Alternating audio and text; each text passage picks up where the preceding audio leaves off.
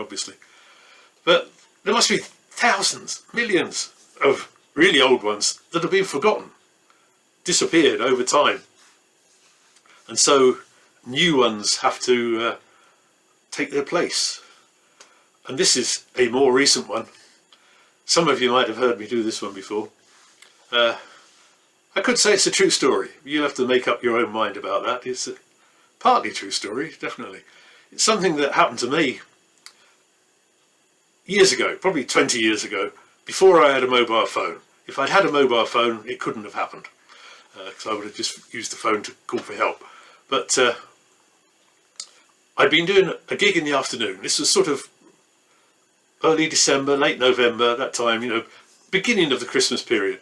I'd been doing a gig one afternoon, or early evening, something like that, and I was driving home through the dark, not taking much notice of where I was going, because I knew the way, and my car knew the way. I was just driving along.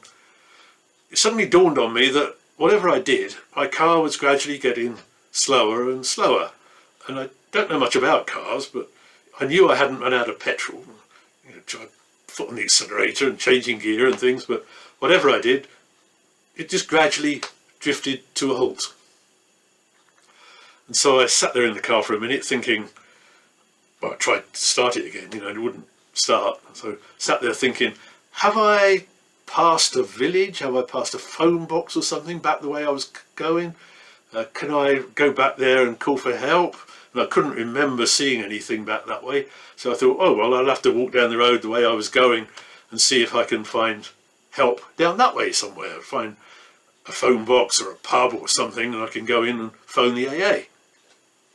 So I walked down the road, walked quite a long way, no sign of anything, no help. I didn't know what I was going to do if I couldn't get help in the end. Sleep in the car, I suppose. But then eventually I saw lights of a building just down off the road a bit. Ah, good, I thought. I can go and ask them if they can use their phone. But when I got closer to it, I decided I wouldn't. Because if you wanted a house to star in a Hammer horror film, that was the one you'd choose. It looked like a cross between the Addams Family and Bates Motel from Psycho, you know, just like that. And so I thought, no, I won't go to that house. Sure, I'll find somewhere else to go to. So I walked a bit further down the road, and no, weren't any other houses there at all. Wasn't going to walk forever, so in the end I plucked up my courage and went back to that house. Went up to the front door, great big knocker, bang, bang, and the boom went through the house, and I was ready to run the other way, expecting some sort of aged retainer with a crow on his shoulder or something to come to the door. No, a perfectly normal, respectable, youngish woman answered the door, and I explained to her, my car's broken down up there, could I use your phone to call for help? And she said, well, normally, yes, that would be no problem at all, but the phone is out of order. I've been waiting for them to come and fix it all day, and they haven't arrived. So I couldn't use their phone. And her husband appeared there behind her as well, and after a bit of talk, they agreed that the only thing to do was, if I went in the house, they'd give me a bed for the night, and in the morning the husband would give my car a tow down the road to the next village where there was a very good garage and they were sure to be able to fix it for me. So I went in and they gave me a nice warm drink and something to eat, and spent a nice evening just talking, sat in front of the fire. Then they showed me up to the bedroom, and this was a really strange old house. You know, that looked just like you'd expect it to look from the outside. Strange floors that, you know, as you walked down the corridor, you felt as though you were drunk, and all the doors creaked and floorboards creaked and things. And they showed me into the bedroom, and there was a nice bed made up, and I got into bed, and I think I probably almost went to sleep. But you know, when you're in that stage, when you're not quite awake, not quite asleep, if you hear a noise, it sort of grows until it's the only thing in the universe. And I heard this noise that said, rap, rap, rap, rap, rap, rap, rap. And it went on and on and on. And I thought, I'm not going to be able to go to sleep until I know what that noise is.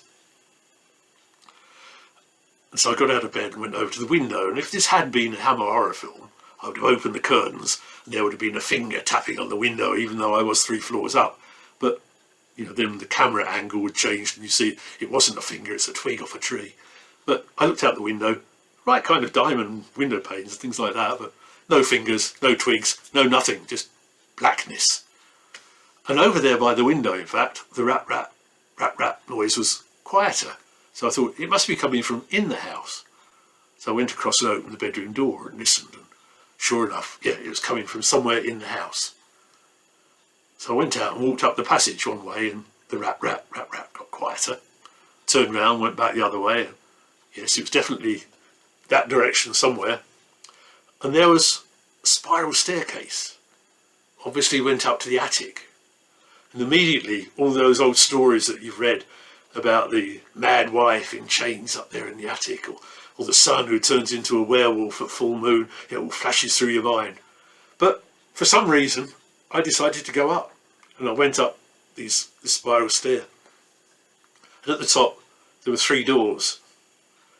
And I listened at the first 2, and they were closed, and there was no sign of any life behind them.